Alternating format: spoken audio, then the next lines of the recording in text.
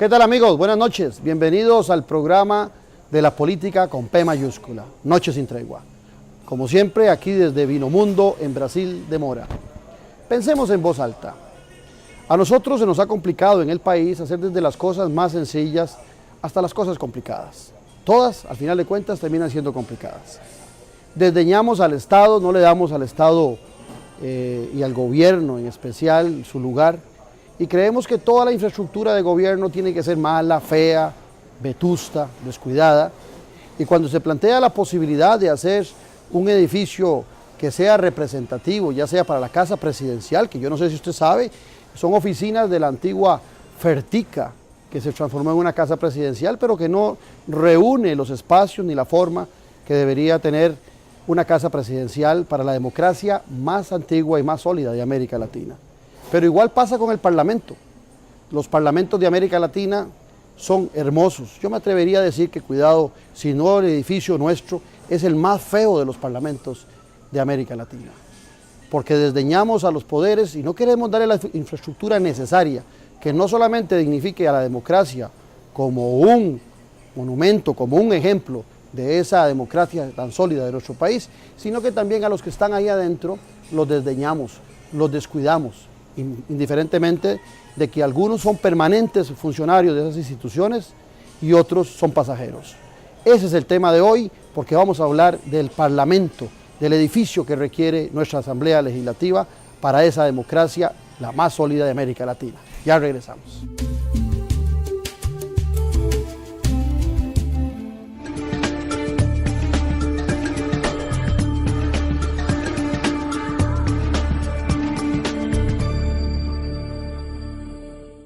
Este programa del día de hoy lo quiero concentrar en algo seguramente sesgado, en lo que yo creo, que es la necesidad de que nuestros poderes de la República, como decía en la presentación, empezando en voz alta, gocen de los edificios que merece la democracia más antigua y más sólida de América Latina. Para discutir sobre el proyecto que se ha presentado, ya aprobado ante la Asamblea Legislativa y que ya lleva su camino recorrido, he invitado a tres personas que están involucradas en el tema. El primero de ellos, don Luis Vázquez, actual diputado por el Partido Unidad Social Cristiana y secretario del directorio de la Asamblea Legislativa. El arquitecto don Javier Salinas Guerrero, quien fue el diseñador y el ganador del concurso que se hizo para el proyecto que fue aprobado. Y un viejo amigo, don Luis Fernando Chacón Monge, que tiene mucho tiempo de trabajar en la Asamblea Legislativa, que conoce la historia de lo que han sido los edificios y los proyectos que se han planteado, y que es la contraparte de la Asamblea Legislativa y el director de los servicios generales en la Asamblea Legislativa. Bienvenidos, es un gusto tenerlos por acá. Primero, un brindis y un agradecimiento. Muchas gracias, por su presencia. de verdad. Muchas gracias, salud. Salud, y a ustedes invitarlos a que no se despeguen, para que conozcan en detalle un tema que tal vez no les han puesto la atención que merece. Ya regresamos.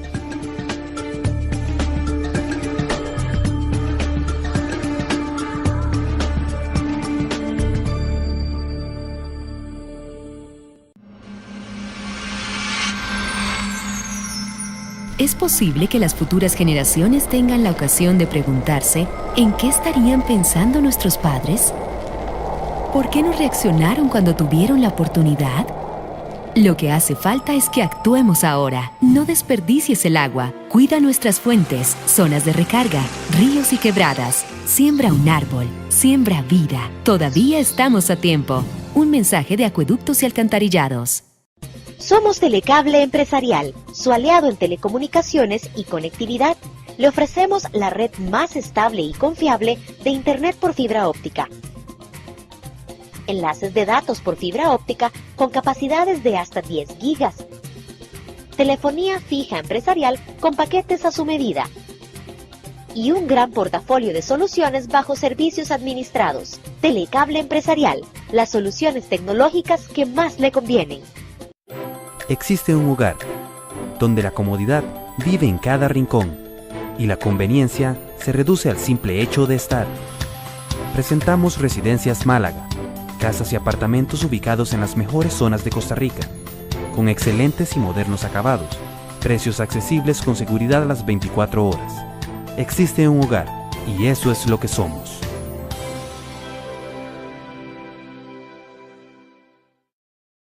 Lávese las manos con frecuencia. Quien se lava las manos al menos 5 veces por día, reduce a la mitad las enfermedades respiratorias. No basta con hacerse un lavado rápido. Use jabón antibacterial. Restriegue entre los dedos y enjuague con abundante agua. Lávese debajo de las uñas todas las noches. Ese lugar es el escondite perfecto para los gérmenes y el 75% de la mugre está ahí.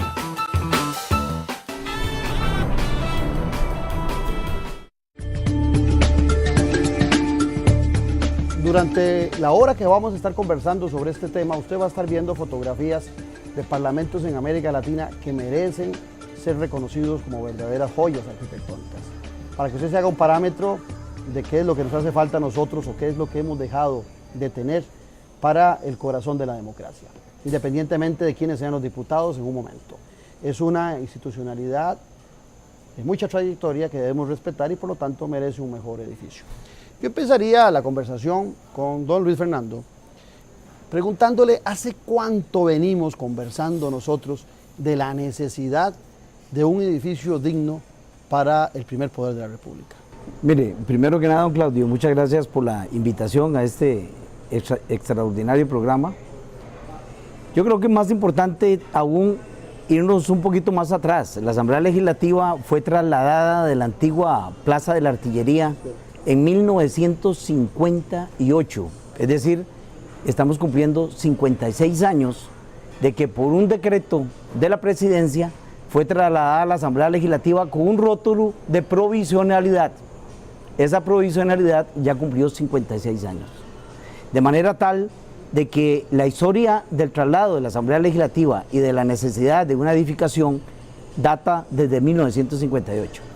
Pero los esfuerzos de los últimos tiempos podemos resumirlos en los últimos 15 años. De hace 15 años para acá, la Asamblea Legislativa con las diferentes autoridades legislativas ha venido tratando de solucionar de una manera eficiente y eficaz la problemática de su planta física. No solo pensando en una necesidad que tienen los señores y las señoras diputadas, que cada 4 años son electos por el pueblo costarricense, sino también los funcionarios y el pueblo costarricense que visita diariamente a esta institución del Estado costarricense.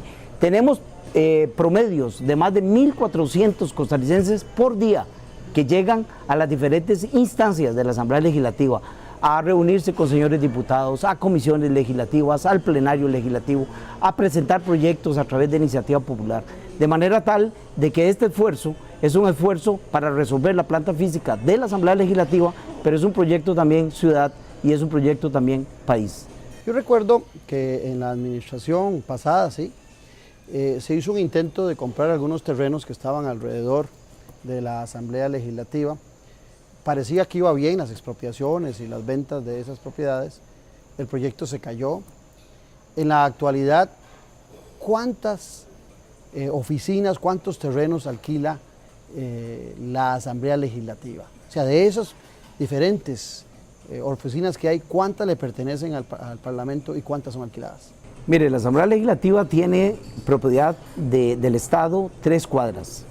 Las 3 cuadras tradicionales, que es el edificio principal, el edificio Sion, y lo que llamábamos los antiguos apartamentos LAN, que están al sur del Tribunal Supremo de Elecciones. Que se votaron y que hay un parqueo. Que se votaron y hay un parqueo actualmente. Pero alquilamos edificios que están en un radio de 2.6 kilómetros y que eso nos genera una renta anual en el orden de los $3 millones de alquileres. De edificios no adecuados, de edificios que no reúnen condiciones para darle el servicio que el Parlamento costarricense requiere al pueblo costarricense y que sin duda alguna, en vez de venir a dar solución, ha venido a dar una serie de problemas que han generado un sinnúmero de órdenes sanitarias de clausura de estas instalaciones que están aún vigentes.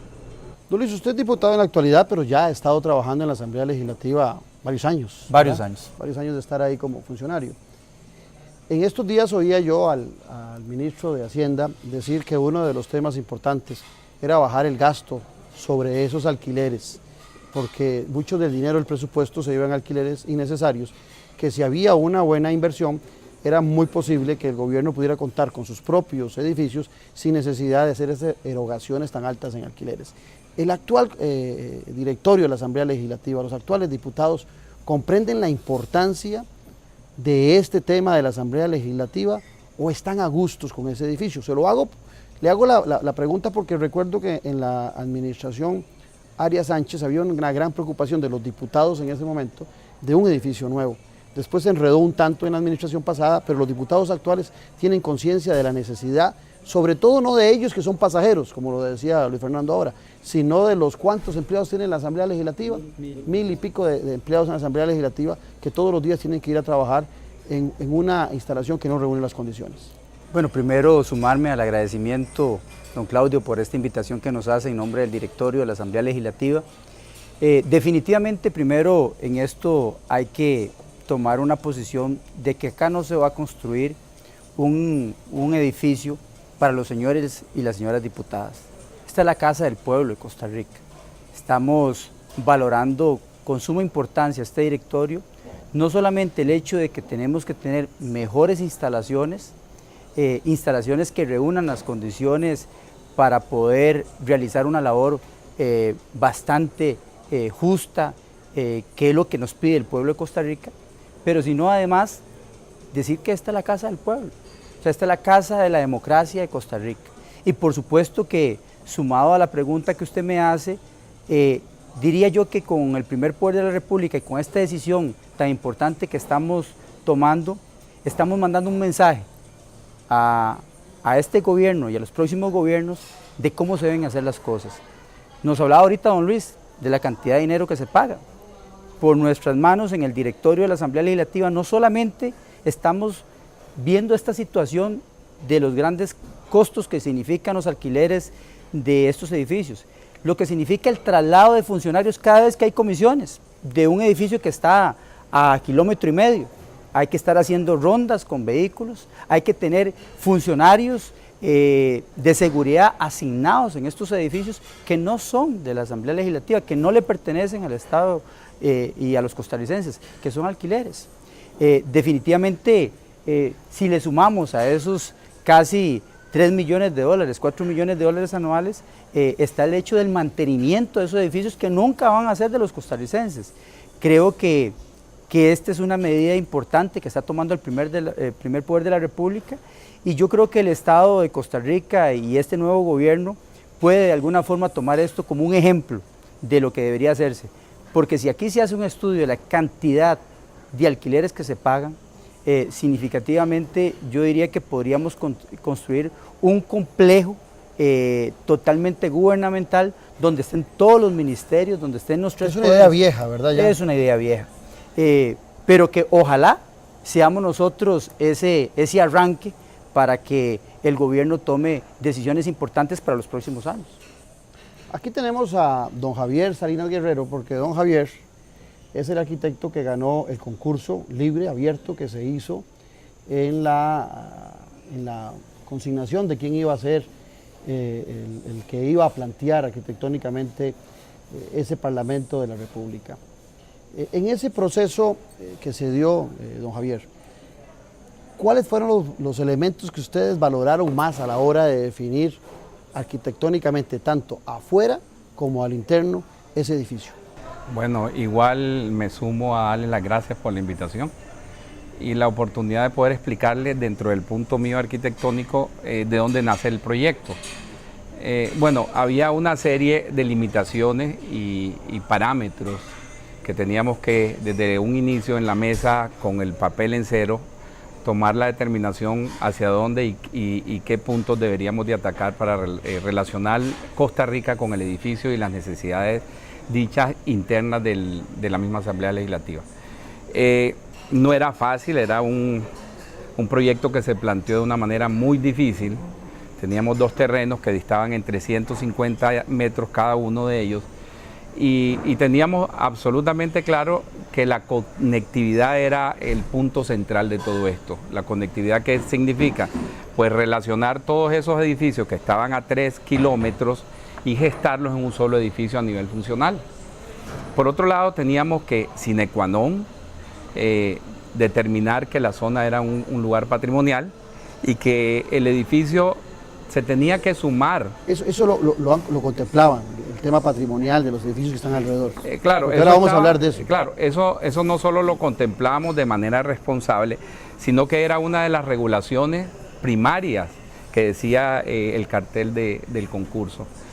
Fue un concurso, como dijo, se abrió abiertamente, llegaron alrededor de 80 firmas en un inicio y se terminaron o presentamos 23 proyectos.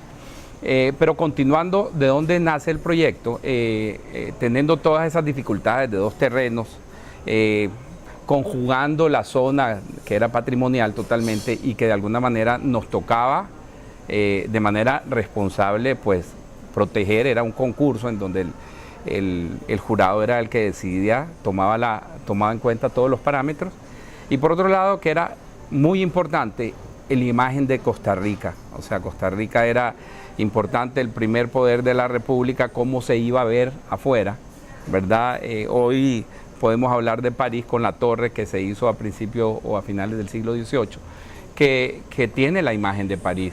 El Coliseo en Roma, estamos hablando de un edificio que de alguna manera fueron íconos, ¿verdad? Y necesitábamos, una de las cosas que nos dimos a la tarea, todos los profesionales que estábamos en la mesa, así como esta, discutiendo qué es lo que debería ser el proyecto, tomar en cuenta. Y eso era importante, la parte icónica, la parte de lo que significa la imagen de Costa Rica a través de su edificio, del primer poder de la República. Y por otro lado, la gestión de la ciudad, porque lo más importante para mí dentro de todo eso, por supuesto, es darles cabida a toda la solución de la Asamblea Legislativa, a la imagen del país, pero también a la ciudad. La ciudad se hace en lugares abiertos.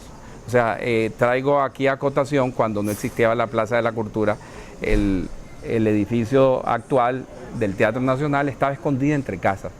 Me acuerdo por los años 80, donde estaba el hueco antes de hacer la Plaza de la Cultura, y que de hecho el proyecto iba a ser un edificio para arriba, en ese caso, iba a tapar, decidieron hundirlo, y me parece una decisión increíble. Y a partir de esa plaza empezó a hacer San José la imagen, el corazón. Hace poco hay un museo de Jadi ahí muy cercano. Sí, claro, el museo viene a hacer un poco más de eso, de lo que se pretende incluso hacer en esta zona de todos los poderes, o el primer poder y toda la parte gubernamental, que es la zona aquí del Parque Central, del Parque Nacional, perdón. Entonces, tomando en cuenta lo de la Plaza de la Cultura, ahí es donde se empieza a gestar la ciudad. Entonces, para nosotros era importante, no solo el edificio, no solo la parte patrimonial, no solo la imagen, sino que gestar ciudad. ¿Cómo lo hacíamos? A través de plaza.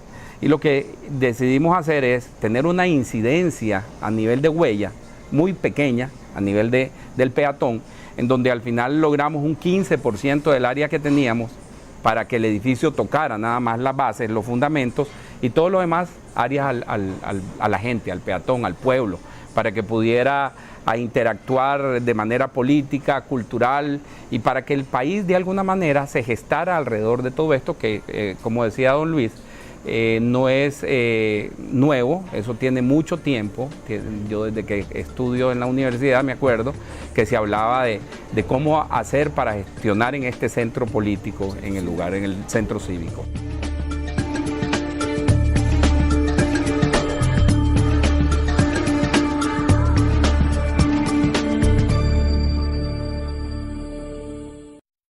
Lávese las manos con frecuencia. Quien se lava las manos al menos 5 veces por día, reduce a la mitad las enfermedades respiratorias. No basta con hacerse un lavado rápido. Use jabón antibacterial. Restriegue entre los dedos y enjuague con abundante agua. Lávese debajo de las uñas todas las noches. Ese lugar es el escondite perfecto para los gérmenes y el 75% de la mugre está ahí.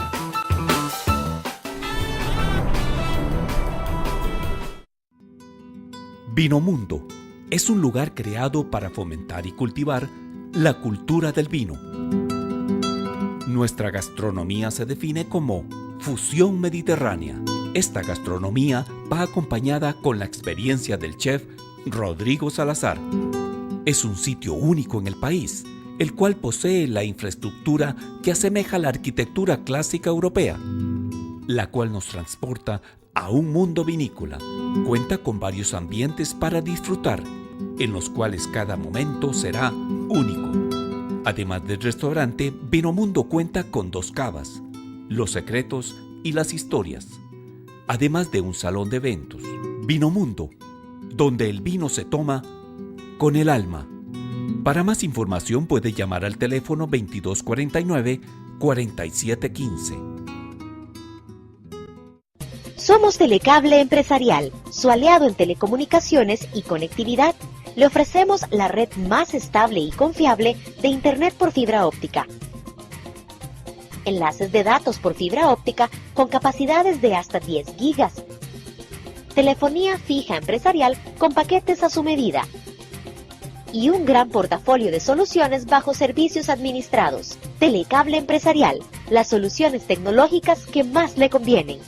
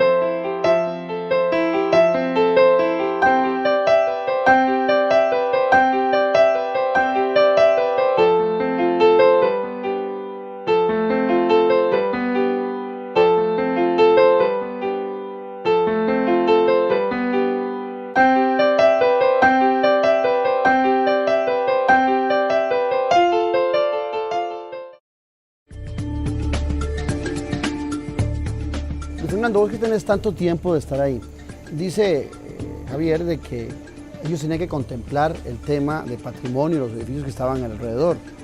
Sin embargo, el ministro saliente, el ministro Obregón y el Ministerio de Cultura, al cierre de la administración pasada, plantearon una oposición al proyecto por el respeto a ese patrimonio. Entonces ahí encuentro yo una inconsistencia entre lo que planteó el Ministerio de Cultura y lo que me dice Javier ahora. Y el otro tema, si no se contempló el Ministerio de Cultura, ¿por qué el Ministerio de Cultura esperó hasta que pasó todo el proceso para levantar la voz sobre la necesidad de que se le escuchara? Mire, primero que nada, el proyecto nace de una manera extraordinariamente transparente. La Asamblea Legislativa se compromete con los arquitectos de este país y con toda la comunidad costarricense a ejecutar este proyecto a través de un concurso de anteproyectos arquitectónicos conducido por un ente que tiene una credibilidad absoluta en el país, que es el Colegio Federado de Ingenieros y Arquitectos. El Colegio Federado de Ingenieros y Arquitectos suscriben un convenio con el Banco de Costa Rica, que es con quien la Asamblea Legislativa firma el fideicomiso en febrero del 2012, refrendado por la Contraloría General de la República, y es a través de este concurso que se establecen lo que llamamos nosotros los términos de referencia, para que los participantes tomaran en cuenta las bases de este concurso y recibir las obras que ellos iban a crear, que iban a diseñar. Como dice el arquitecto Salinas, en papel blanco, cómo iban a desarrollar su propuesta. Y de los elementos más importantes que aparecen en estas referencias técnicas estaba la protección del patrimonio. ¿Por qué? Porque la Asamblea Legislativa tiene 4 edificios de diferentes arquitecturas y de diferentes fechas de construcción, que dicho sea de paso, su arquitectura no tiene nada que ver una con otra, son totalmente distintas, absolutamente distintas. Y algunas merecen ser patrimonio y otras no tanto. Exactamente. Para decirlo claramente. Y también hay que aclarar algo importante para los costarricenses que nos escuchan y nos ven. Esa iniciativa de la Asamblea Legislativa, que estos edificios son declarados patrimonio. O sea, la Asamblea Legislativa siempre ha sido un promotor de proteger el patrimonio histórico nacional. No ha sido la Oficina de Patrimonio la que tomó las iniciativas. Fuimos nosotros, los funcionarios de la Asamblea Legislativa, con el apoyo oportuno de las autoridades legislativas, quienes en su oportunidad gestionamos las declaratorias de patrimonio histórico.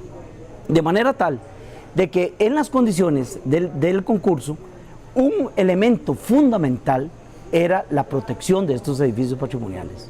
Y es así como en la tercera y cuarta etapa del proyecto completo, nosotros involucramos $5 millones para restaurar y reforzar arquitectónicamente los edificios patrimoniales de la Asamblea. De Pero manera los que están tal en los alrededores, yo creo que esos son los del tema de la discusión, ¿no es cierto? Ellos museo. Se meten en un tema muy subjetivo que no han podido ni demostrar técnicamente ni jurídicamente. Y esa ha sido la diferencia entre patrimonio, que bien dice usted, tiene la obligación oportuna de dar su criterio y no al final, como lo está haciendo. Y no es cierto tampoco que no los tomáramos en cuenta, los tomamos en cuenta siempre. Lo que pasa es que ellos querían ser parte del jurado calificador y eso fue algo que no estuvo en manos de la Asamblea de una manera muy sabia sacó las manos del concurso, lo dejó en manos del fideicomiso, como lo dice el fideicomiso, y esto lo delegó en una autoridad competente como es el Colegio Federal de Ingenieros y Arquitectos, quien de una manera muy sabia integró este jurado e inclusive invitó a un arquitecto de fama internacional como es el arquitecto Germán Samper, de un hombre de 85 años, con una trayectoria en patrimonio enorme a nivel de América Latina e inclusive en Europa. Es así como nosotros sí establecemos desde el principio la necesidad de integrar esta construcción nueva a lo viejo que tenemos, lo nuevo y lo viejo, articularlo con plazas urbanas que nos articulen, reitero, con el Parque Nacional, con la Plaza de la Democracia, con el Museo Nacional y con todos los entes de Estado que tenemos alrededor, como es el Ministerio de Cultura, el Tribunal Supremo de Elecciones.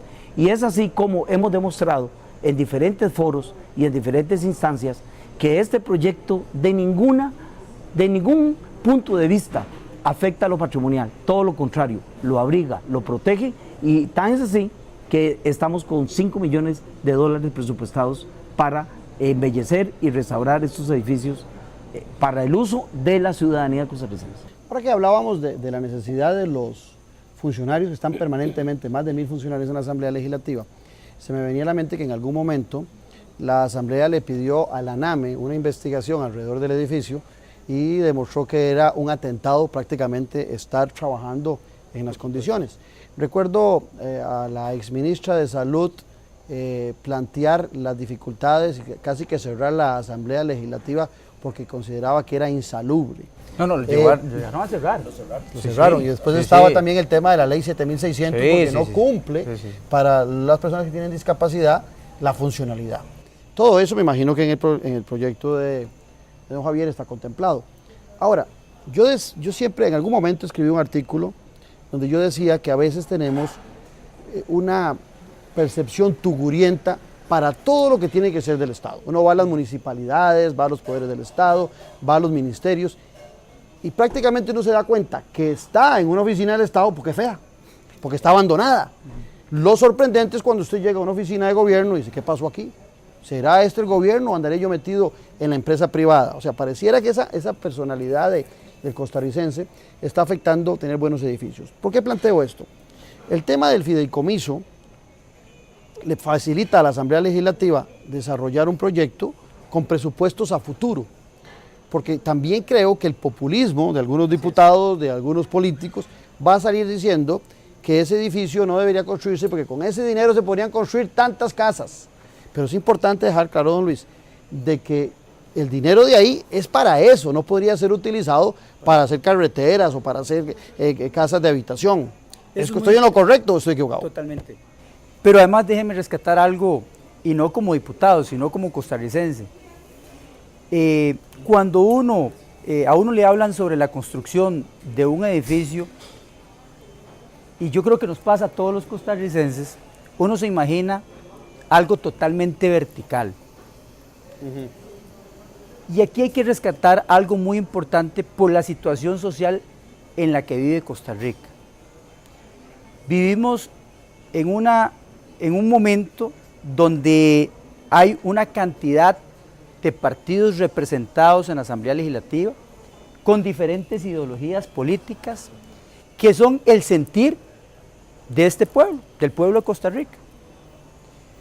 cuando usted revisa lo que el arquitecto ha logrado no solamente resolver a futuro lo que será la Casa del Pueblo, la Casa de la Democracia, sino además poder entregarle a los costarricenses lo que hoy estamos viviendo. Eso va a quedar marcado. ¿Y por qué se lo digo?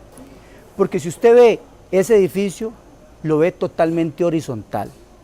Y aquí es donde también uno ve las cosas con cierta lógica.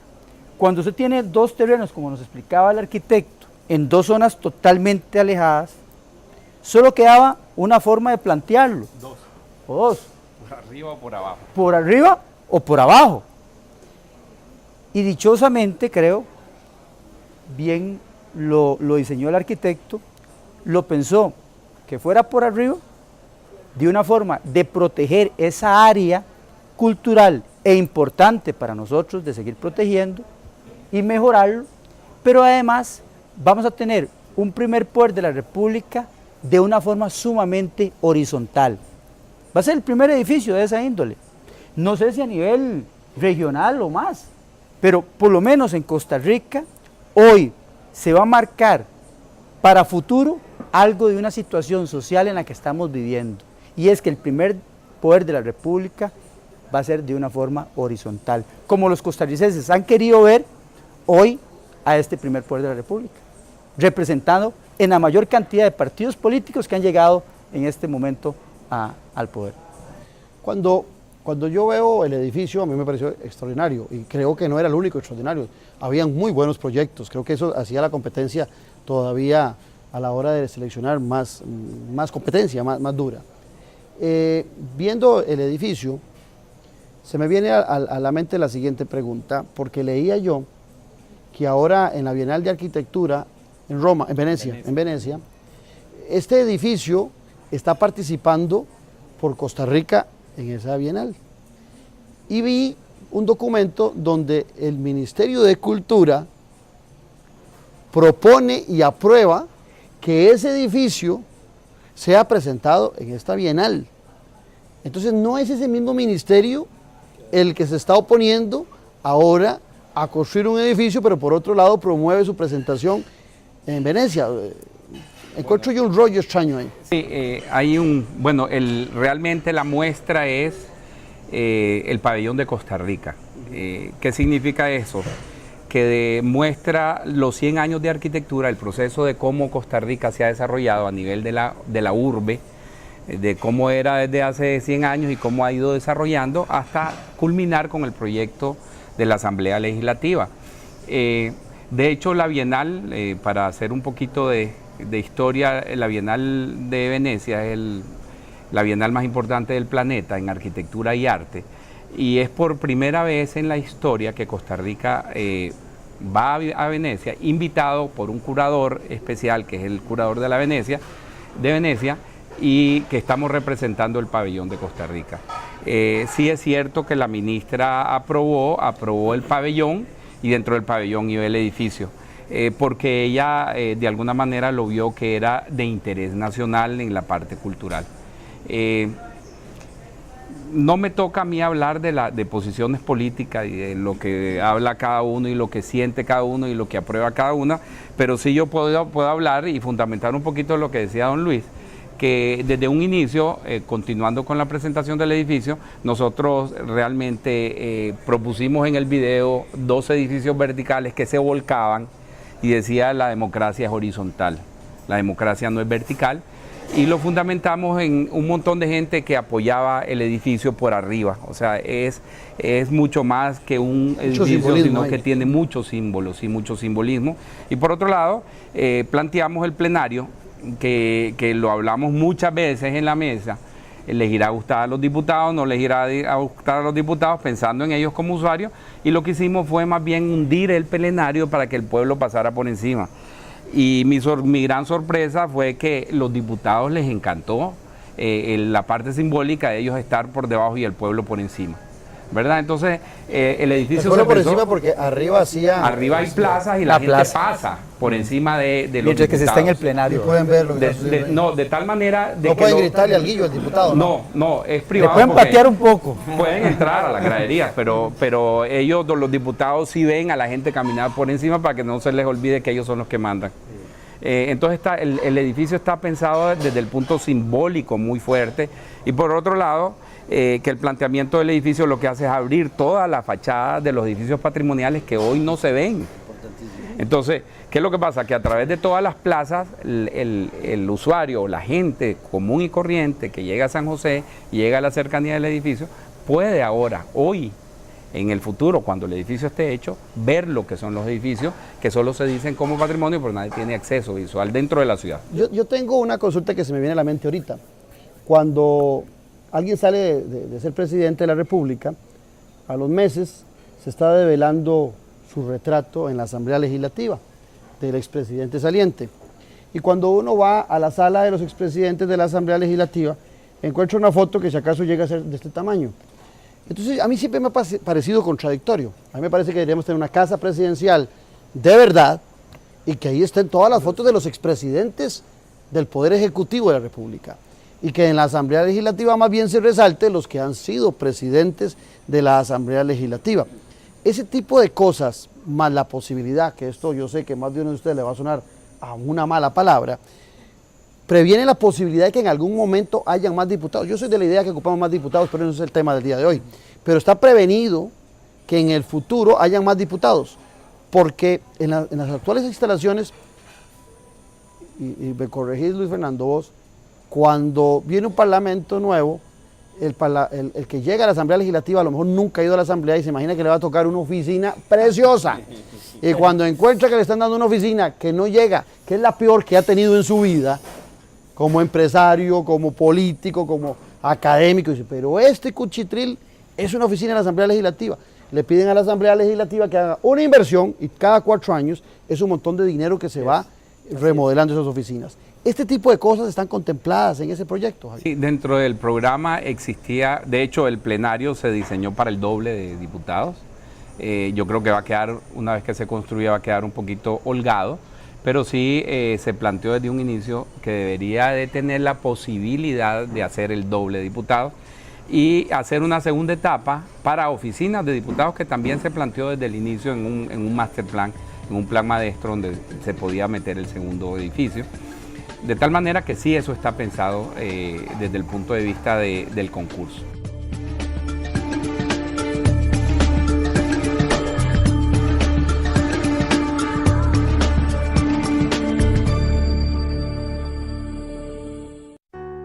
Restaurante Mirador Saint Moritz, a 4,5 kilómetros del Parque Metropolitano de la Sabana, en las bellísimas montañas de Escazú.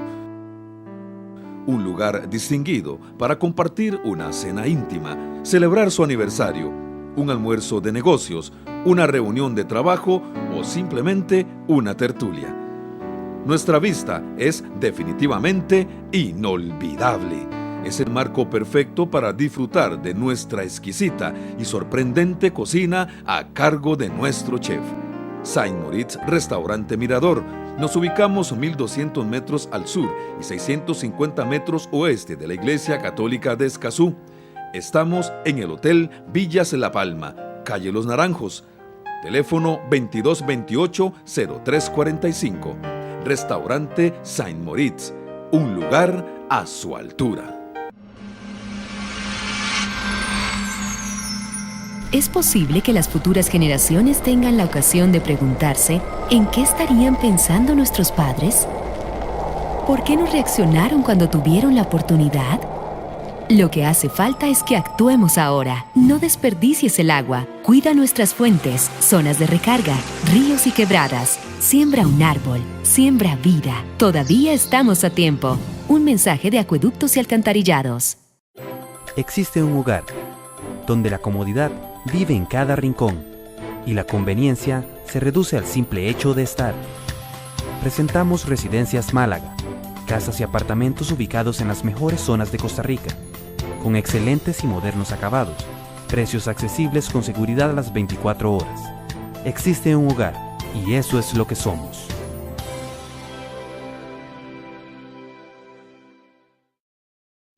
En sus 62 años, la República continúa evolucionando para brindarle el mejor servicio. Ahora los invitamos a explorar nuestro dinámico sitio web. Como suscriptor tendrá acceso ilimitado desde cualquier dispositivo. Como visitante podrá acceder a 5 artículos gratis al mes. Adquiéralo ya y obtenga el primer mes por solo 99 centavos de dólar. Suscríbase hoy y viva la nueva experiencia periodística. Vinomundo es un lugar creado para fomentar y cultivar la cultura del vino. Nuestra gastronomía se define como fusión mediterránea. Esta gastronomía va acompañada con la experiencia del chef Rodrigo Salazar. Es un sitio único en el país, el cual posee la infraestructura que asemeja la arquitectura clásica europea, la cual nos transporta a un mundo vinícola. Cuenta con varios ambientes para disfrutar, en los cuales cada momento será único. Además del restaurante, Vinomundo cuenta con 2 cavas, Los Secretos y Las Historias, además de un salón de eventos. Vinomundo, donde el vino se toma con el alma. Para más información puede llamar al teléfono 2249-4715.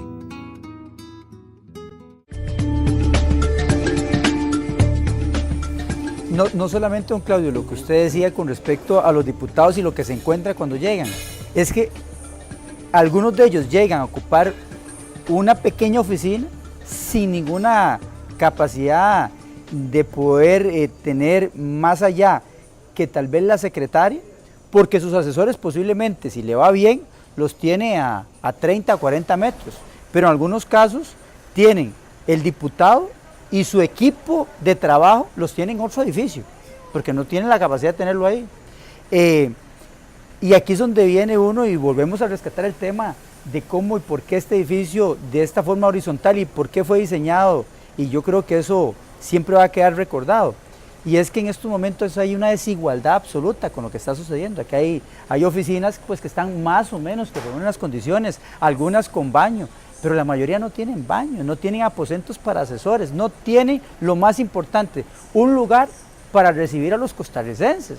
O sea, yo como diputado de una zona rural, de una provincia tan pobre como lo es Limón, yo quiero recibir a un indígena que llega de una zona alta y posiblemente no tenga el lugar apropiado para recibirlo. Tengo que ir a buscar el café a otra oficina porque tal vez no tengo un lugar donde hacerle café. O sea, definitivamente llegó la hora de un cambio que queremos dejar planteado y que quiere dejar planteado este directorio. ¿Y en qué situación se encuentra hoy el proyecto? O sea, ¿es viable todavía este pleito con el Ministerio de Cultura?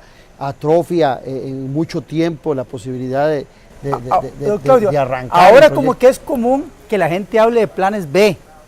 No va a haber plan B para el primer poder de la República, como no va a haber plan B para la Ruta 32, como no va a haber plan B para muchas cosas. Llegó el momento de tomar decisiones. Creo que este proyecto ha pasado por todas las oficinas que pueden existir en este país, 23, 24 oficinas, todas han recibido la aprobación absoluta. Aquí lo que falta es tomar decisiones. Y este directorio, y lo he llevado el tema ya a reuniones de jefes de fracción, hay un compromiso absoluto, debo decirlo, de todas las bancadas. Yo no veo definitivamente a alguna bancada diciendo que esto no puede continuar. Creo que ya hay un compromiso, ya no puede haber más allá en torno incluso al sistema informático, ya quedó obsoleto. Tenemos problemas serios en el plenario de la Asamblea Legislativa, siempre se cae la red, no hay equipo especial, ya no se puede. Estamos hablando de una cantidad de edificios a todo alrededor que van a una misma base.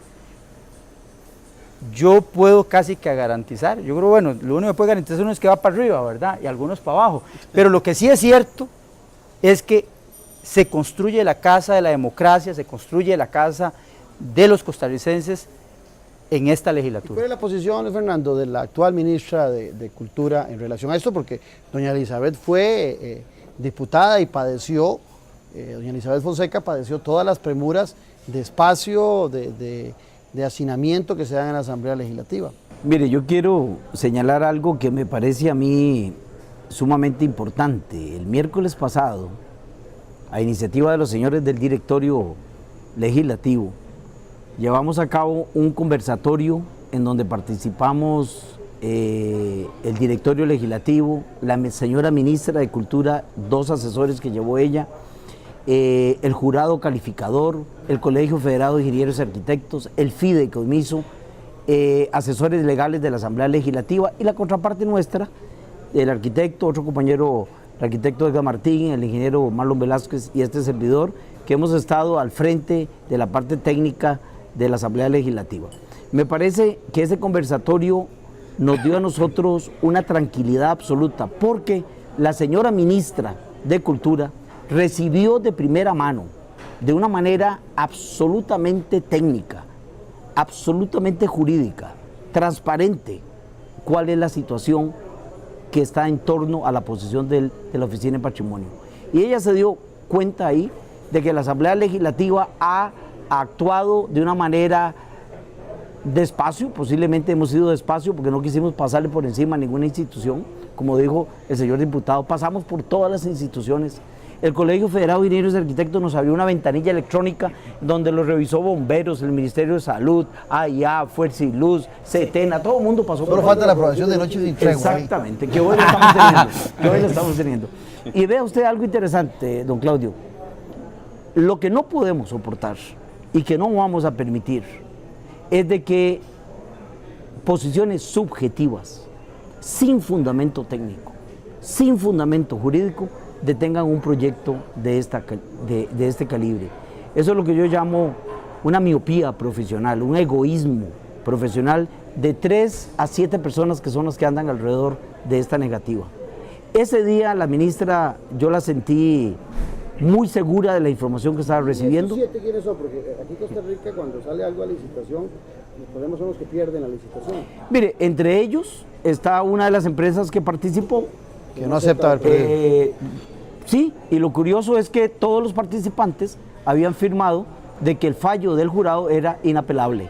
Entonces no se vale que después cambien las reglas del juego. Participan, pierden y luego no les gusta perder.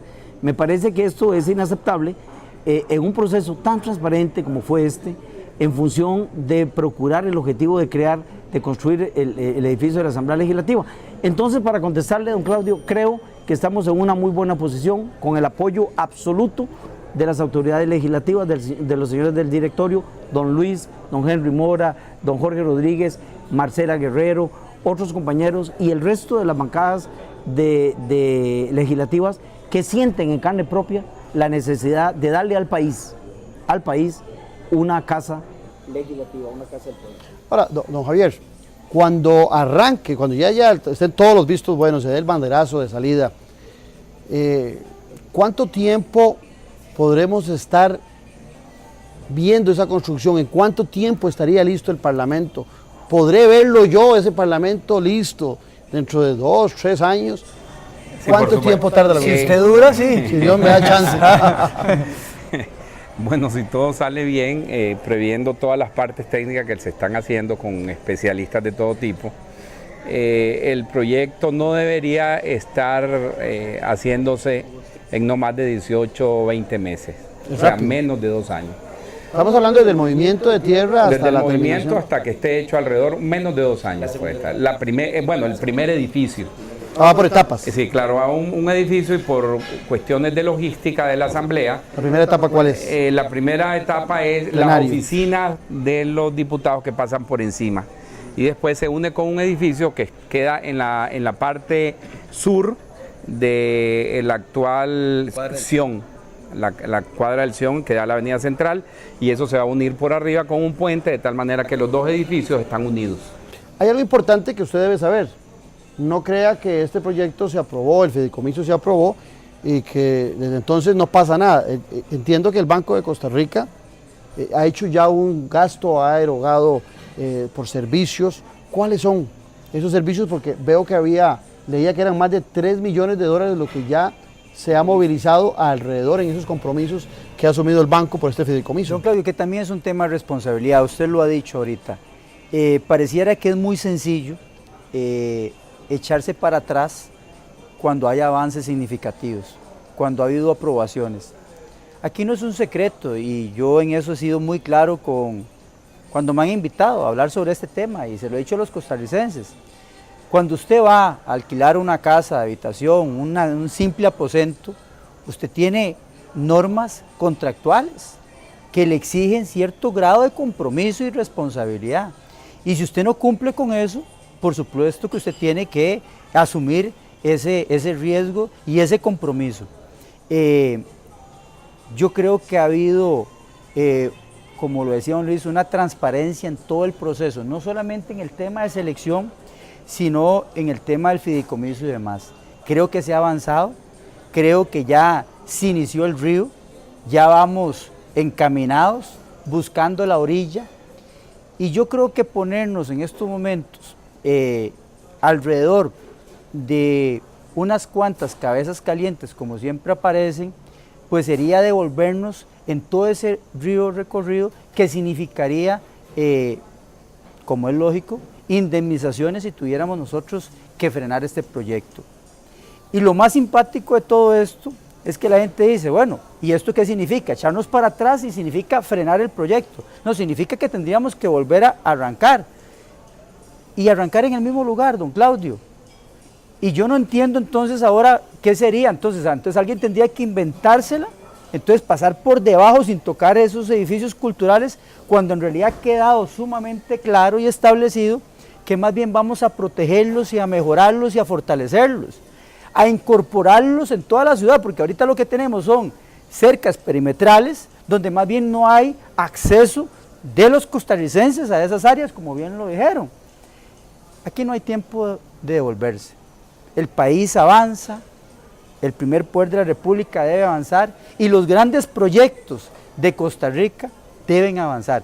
Yo creo que ya la decisión está tomada, bien tomada, ha pasado por todas las oficinas, como lo dijimos ahora, que tienen que haber pasado, ha cumplido con todos los requisitos y ya, como decimos nosotros, vamos para adelante. Yo recuerdo que allá en los años 70 se planteó desarrollar la Casa Presidencial, donde hoy está el Tribunal Supremo de Elecciones. Y entre uno de los tantos errores que se cometió en la administración de don Rodrigo Carazo fue suspender la construcción de la Casa Presidencial en esa zona. Posteriormente, el Tribunal Supremo de Elecciones dichosamente aprovechó el espacio, aprovechó el terreno y hoy está el Tribunal Supremo de Elecciones ahí y tiene diferentes salas y está muy bien acondicionado.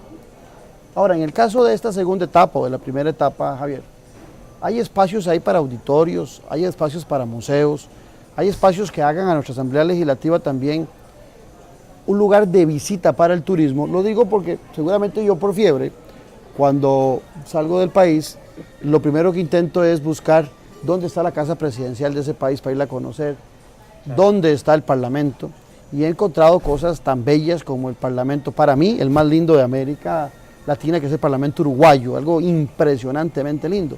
Pero igual el de Argentina, igual el de Venezuela, y en el caso de Costa Rica, hasta para llevar a un presidente que nos visita a casa presidencial da como vergüencilla, ¿verdad? Porque son unas oficinas que no venden absolutamente a qué país y a qué democracia está llegando el visitante. En este caso hay esas posibilidades.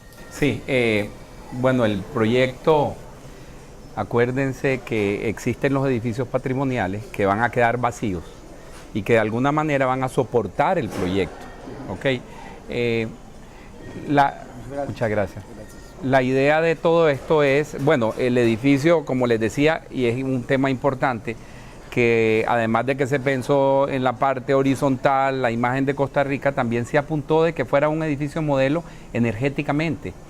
Se habla mucho alrededor de la historia de la arquitectura del mundo, se habla de los edificios sustentables. Y los edificios sustentables son en los lugares reales en el planeta. En Costa Rica tenemos uno de los mejores climas. Y en ese lugar, no es casual, que ahí tenemos unas condiciones especialísimas con la parte de los vientos, por ejemplo. Nosotros planteamos el edificio y así fue también sustentado dentro del cartel, que el edificio debería ser sustentable. Hoy el edificio está con ventilación cruzada, un edificio modelo que se va a mostrar. ¿Qué es eso? La ventilación cruzada es que no necesita aire acondicionado, no necesita, a nivel de climatología, a nivel de los estudios técnicos y los diseños que hicimos soportados con técnicos a nivel mundial, desarrollamos ductos de ventilación en donde la ventilación va a lograr confort dentro del edificio, ahorrando energía. ¿Por qué ahorrando energía? Porque el primer poder de la República debe ser modelo de lo que todos los demás que lo seguimos. ¿Ok? Entonces el edificio fue pensado también, estamos en la parte de arriba metiendo energía eólica, energía solar, reciclamos las aguas, de tal manera, el tema de las aguas, estamos reciclando agua, estamos hablando de ventilación cruzada, en donde tenemos la opción de que cada diputado, ojalá que sea mal visto, pueda usar su aire acondicionado portátil o no, pero que en realidad deberían de proponer no usar eso para hacer el modelo, ¿verdad? Por otro lado, hablando de la parte de museos y hablando de reuniones, tenemos en el último nivel, tenemos un auditorio que va a ser la sala de prensa, que además tiene un parque verde que va a funcionar como un mirador para San José, y que es público, va a ser público, y en donde van a ver... Lo que usted me cuenta es impresionante. Una cafetería en donde la gente puede acceder arriba a comer y pueda tener toda esa visión digamos, de San José Centro, y que además puede estar metido en la parte de arriba divisando lo que tenemos ahorita en el centro de San José. Ahí quiero agregarle, quiero agregarle algo importante a lo que señalaba el arquitecto Salinas.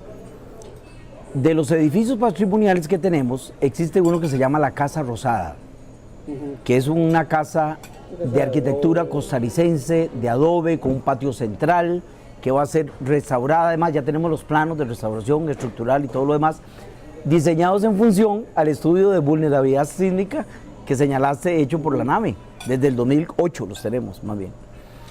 Esa casa, cuando hicimos la exposición del proyecto en la Comisión de Repoblamiento Urbano de la ciudad de San José, que recibió el apoyo unánime de la Municipalidad de San José y de todas las instituciones que integran la comisión, el compromiso de la Asamblea Legislativa fue que esa Casa Rosada fuera una casa abierta a la ciudad, en donde precisamente en un convenio Municipalidad de San José y Asamblea Legislativa convirtiéramos esa casa en un constante exposición de historia costarricense, de historia de la Constitución de la República Costarricense, y que le permita al costarricense y al extranjero que nos visita tener una casa muy típica de finales del siglo XIX, abierta a la ciudadanía costarricense. Hoy en día la tenemos detrás de las bardas.